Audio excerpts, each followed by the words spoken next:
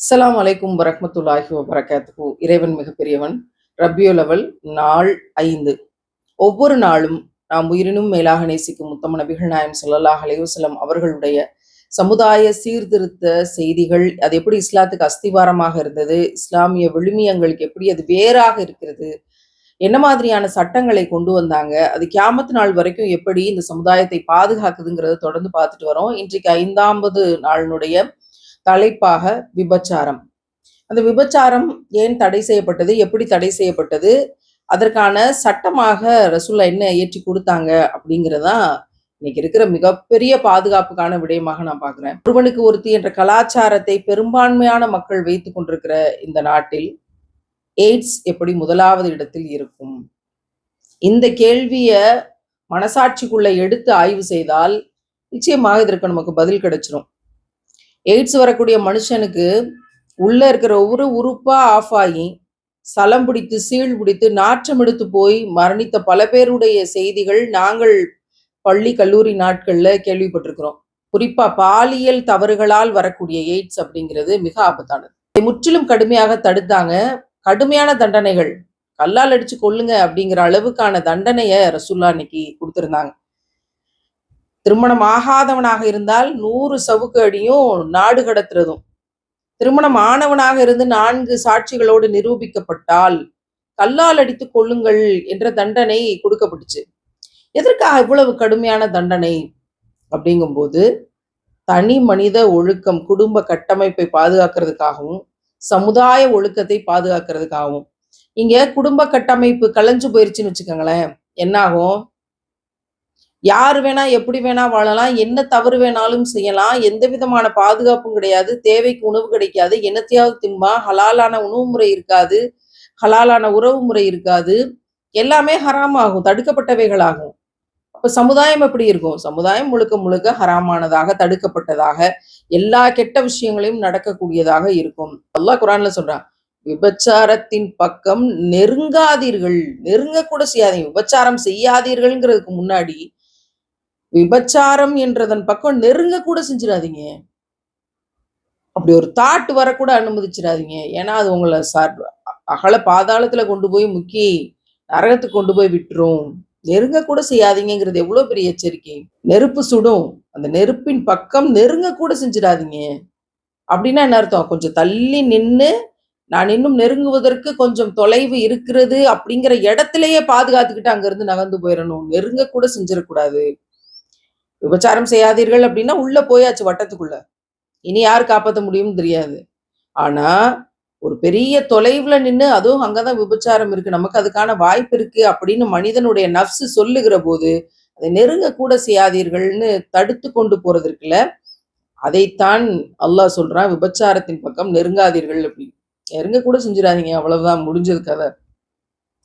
அவ்வளவு மோசமான ஒரு விஷயம் இன்னைக்கு ரெட் லைட் ஏரியா வரைக்கும் விபச்சாரத்திற்கு அரசாங்கம் அனுமதி கொடுக்கக்கூடிய பல மோசமான விஷயங்களை பார்த்துக்கிட்டு இருக்கிறோம். பல நாடுகள்ல அனுமதி உண்டு.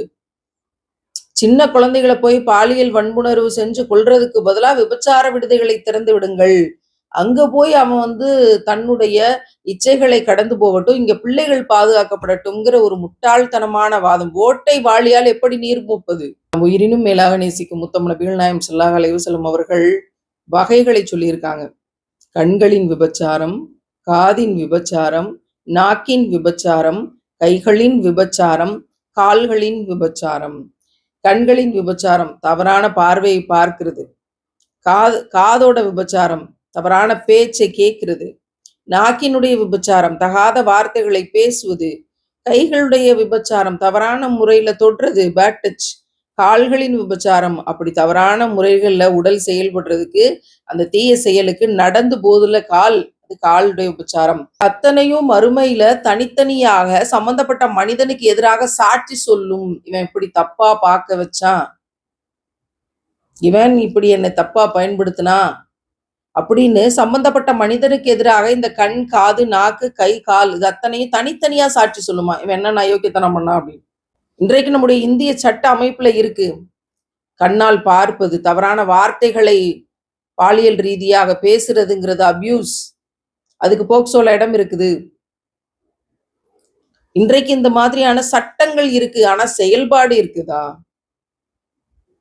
எப்படி நம்ம விபச்சாரத்திற்கு அனுமதி கொடுக்கக்கூடிய, அதுக்கு நியாயம் பேசக்கூடிய ஒரு கூட்டத்தை ஆதரிப்பது? ஒரு நாளும் முடியாது. ஒரு நாளும் குடும்ப ஒழுக்கத்தையோ, குடும்ப விழுமியங்களையோ, குடும்ப கட்டமைப்பையோ காப்பாற்றவே முடியாது.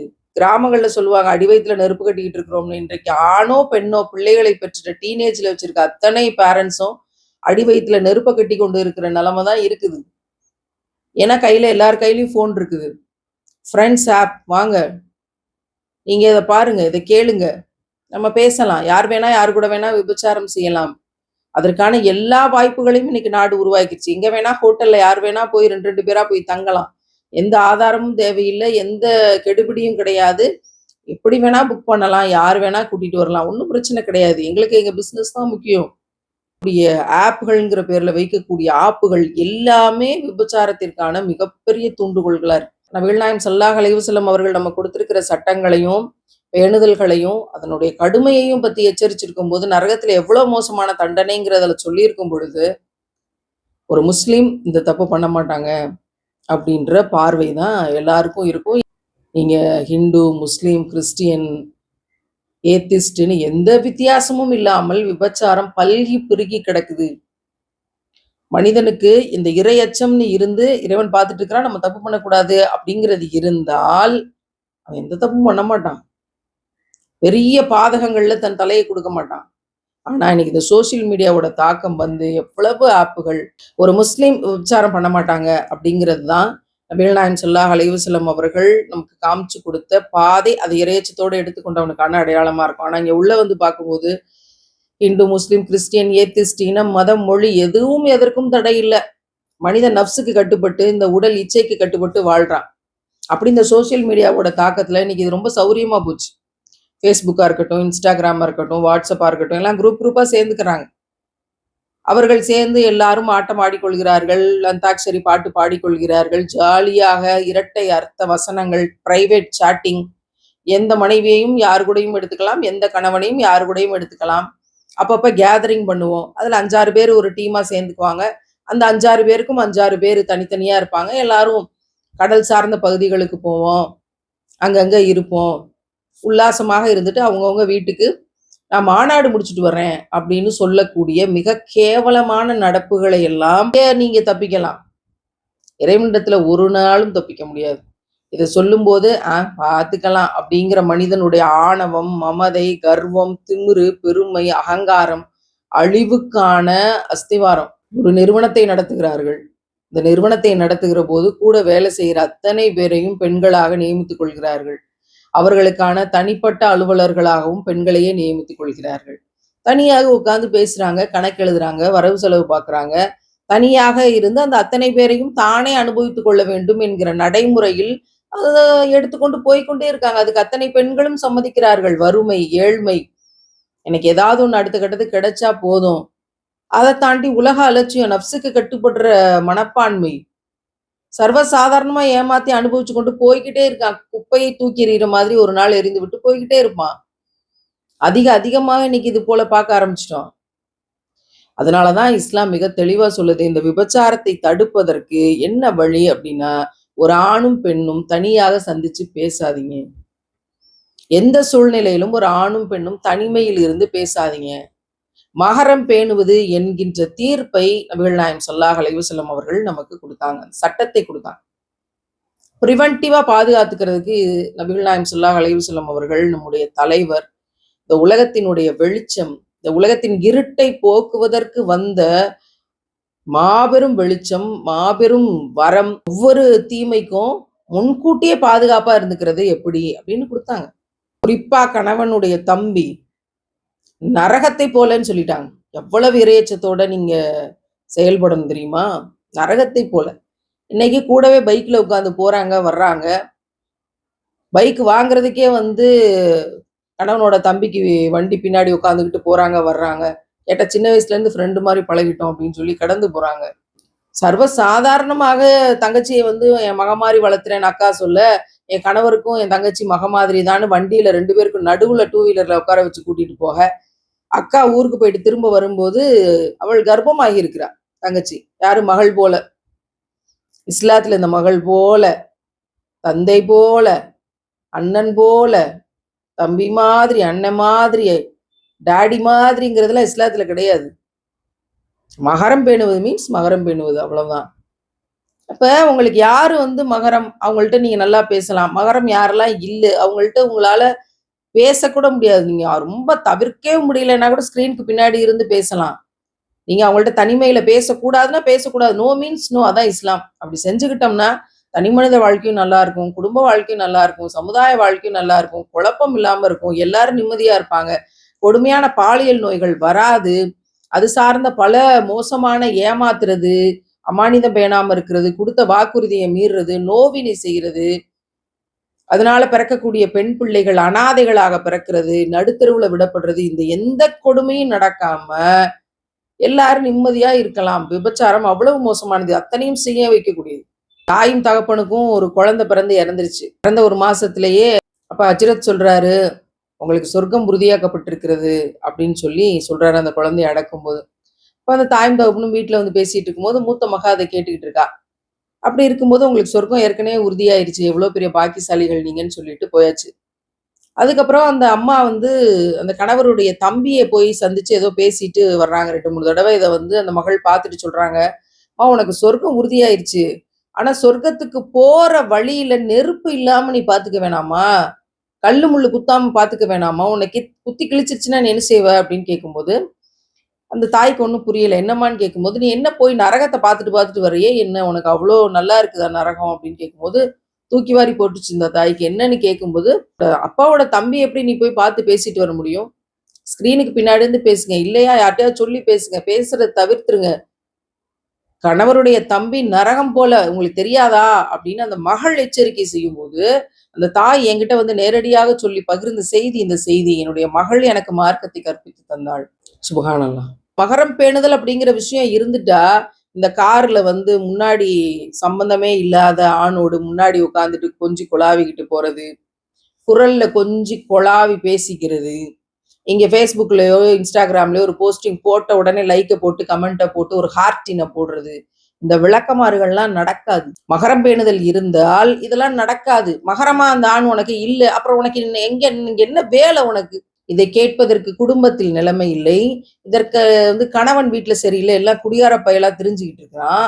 அப்ப அந்த பெண் ரொம்ப சர்வ சாதாரணமாக மகரம் பேணுதலை இழந்து விட்டு விபச்சாரத்தின் பால் தூண்டப்பட்டு தன்னையும் இழந்து தன்னுடைய வாழ்க்கை இழந்து நிம்மதியை இழந்து ஒரு குப்பையை போல, குப்பையை விட மோசமான நிலைமையில குப்பையவாவது பொறுக்கி கொண்டு போய் போடுறதுக்கு ஆள் இருக்கு, அதுக்கு கூட கேட்பாரற்று நாதியற்ற ஒரு இடத்திற்கு ஒரு பெண் தள்ளப்படுகிறாள். இப்படி லட்சக்கணக்கான பெண்கள் இருக்காங்க. மாதிரியான விஷயங்கள் எல்லாம் உங்களுக்கு தெரியுமான்னு கேட்டா முக்காவாசி பேருக்கு தெரியும், நல்லா தெரியும். தெரிஞ்சேதான் அந்த தப்பு பண்றாங்க. இதுல 10, 11 வருஷம் நல்லா படிச்சு கரைச்சு குடிச்சு உருட்டி பரட்டி எனக்கு அது தெரியும் இது தெரியும்னு எல்லாம் பல அறிஞர் பெருமக்கள் இதெல்லாம் சிறப்பா செஞ்சுக்கிட்டு இருக்கிறது இன்னும் பெரிய வேதனை. இன்னைக்கு சமுதாயத்துல நல்ல பேர் வாங்கிட்டு ஆகா ஓஹோ அவரா இவரா அப்படின்னு நல்ல பேர் வாங்கிட்டு போலாம். இறைவனுக்கு முன்னால் உங்கள் நிலைமை என்ன? இறைவனுக்கு முன்னால் உங்கள் நிலைமை என்ன? நாளைக்கு நியாய தீர்ப்பு நாள் என்று வருகிற போது உங்களுடைய நிலைமை என்ன?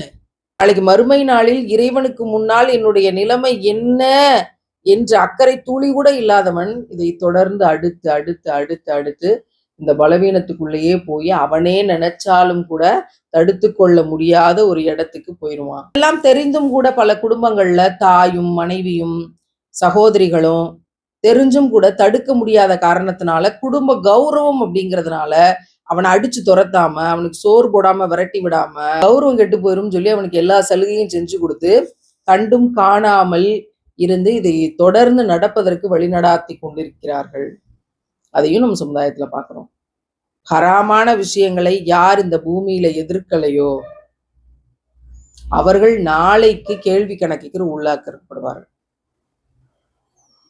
ஹராமான விஷயத்த முடிஞ்ச மட்டும் எதிர்த்து போராடுங்க, இல்ல நீங்க உங்களை தடுத்து கொள்ளுங்க.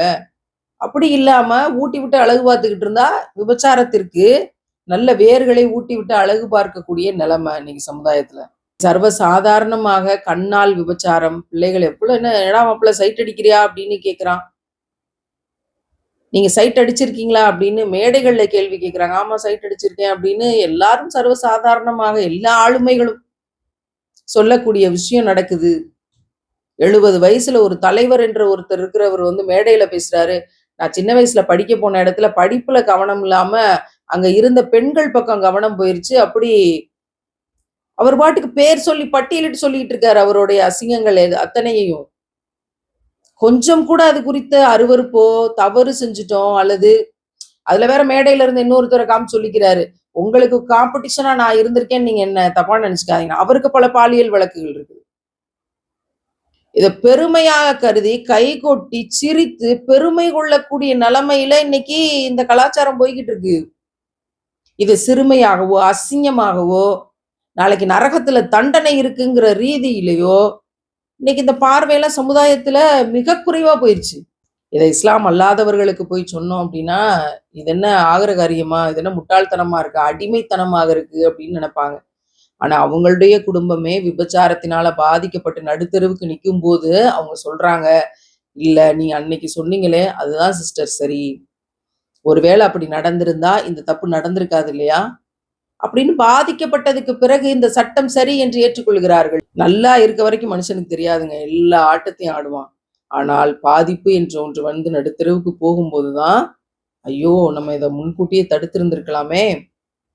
பாதுகாத்திருந்திருக்கலாமே! இந்த பரிதவிப்பு ஒரு கண் கெட்ட பிறகு என்ன பிரயோஜனம்?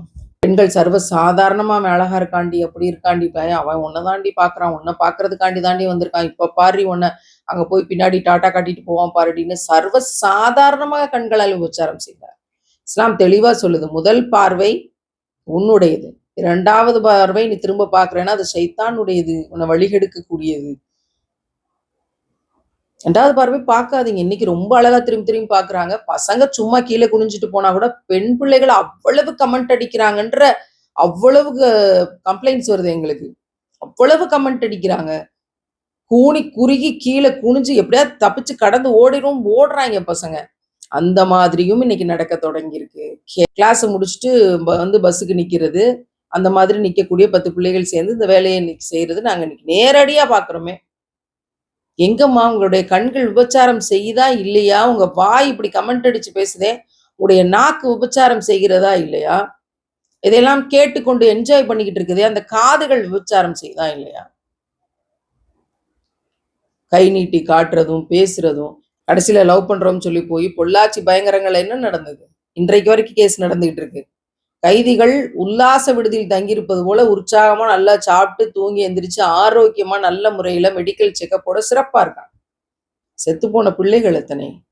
க்ளோஸ் பண்ணப்பட்ட ஃபைல்ஸ் எத்தனை? பொள்ளாச்சி பயங்கரங்கள்ல நம்ப வைத்து ஏமாற்றி பல மாதங்கள் பின்னாடி ஃபாலோ பண்ணி நிறைய மிடில் கிளாஸ் பிள்ளைகளையும் ஏழை பிள்ளைகளையும் ஃபோக்கஸ் பண்ணி கடத்தி கொண்டு போய் என்ன மோசமா நடந்துச்சு? அத்தனையும் பொம்பளை பிள்ளைங்க தான் நம்பி லவ் பண்ணி நானே போறேன்னு போன அத்தனையும் நம்பி போனதுதான். நடந்து போனாங்களே இந்த கால்கள் விபச்சாரம் செய்யலையா? தாய் தகப்பன்ட்ட பொய் சொல்லிட்டு போனாங்களே அந்த நாக்கு விபச்சாரம் செய்யலையா? என்ன தைரியத்துல பிள்ளைகள் நம்பி போறாங்கம்மா?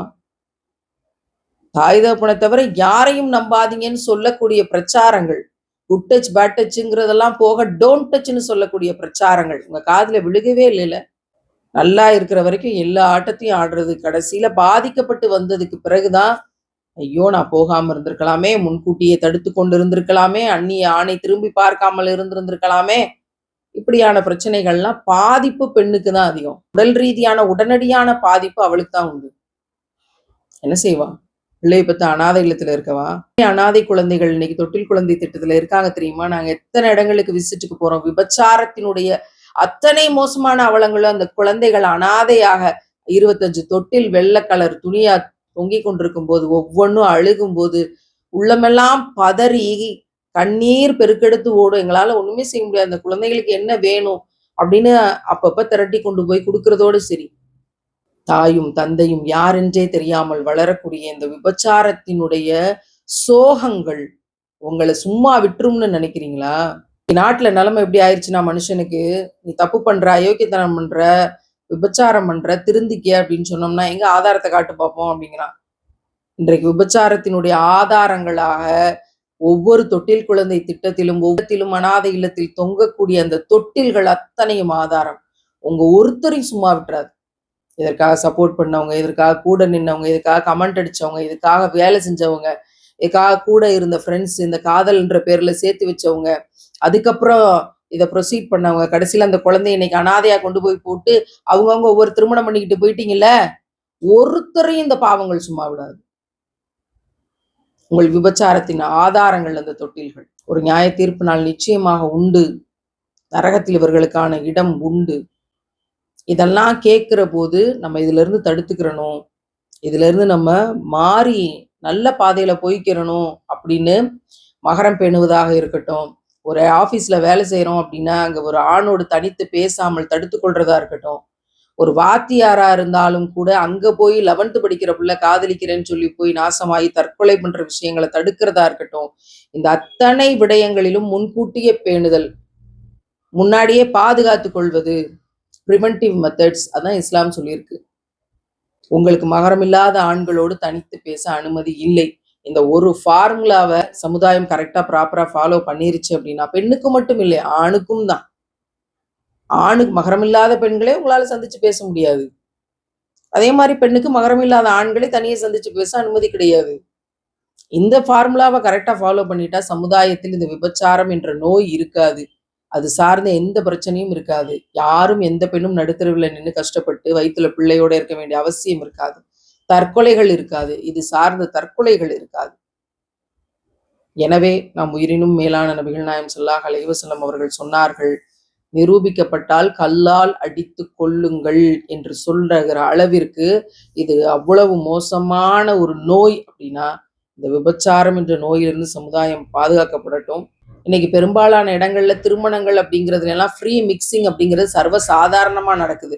மகரமாவது குகரமாவது யார் வேணாலும் எல்லாம் சேர்ந்துக்கலாம், பார்த்துக்கலாம், பேசிக்கலாம். ஆண்கள் இந்த பக்கம் வாங்க, பெண்கள் இந்த பக்கம் வாங்க, எல்லாரும் சேர்ந்து பேசி ஜாலியா போட்டோ எடுத்துட்டு சாப்பிட்டுட்டு, அங்க இன்னும் கல்யாணமே ஆகலை, இப்பதான் நிச்சயம் பேசியிருக்கான். திருமணத்துக்கு இன்னும் 3 மாசம் இருக்கு. ஆனா அதுக்குள்ளேயே மாமனாருடைய அண்ணன் தம்பி எல்லாரும் ஒண்ணா உட்காந்து காப்பி கொடுத்து பிள்ளைய பார்த்து ரொம்ப சர்வ சாதாரணமாக ஹிஜாப் பேணுதலும் கிடையாது, மகரம் பேணுதலும் கிடையாது, ஃப்ரீ மிக்சிங் அப்படிங்கிறது போய் கொண்டிருக்கிறது.